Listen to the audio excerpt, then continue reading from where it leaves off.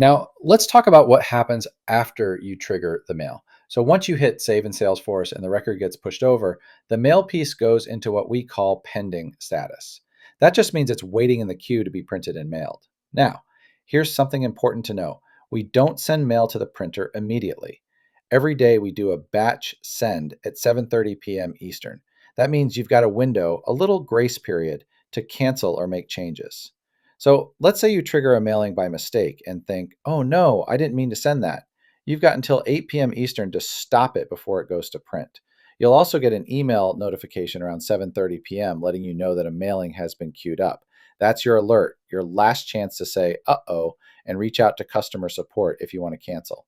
Just make sure you have the job number handy. You can find that in Click2Mail's dashboard under projects or in the email itself. Now, let's talk credits real quick. Click to Mail Connect won't work unless your account has credit. So, if you're testing this out or setting it up for a client, make sure there's some balance on the account. If your balance drops below a certain threshold, say 100 credits, you can get a notification. Just toggle that option on in your account settings. And if you do run out of credit, nothing gets mailed. Everything just sits in failed requests until funds are added. The system won't charge you or push anything through until there's enough to cover it.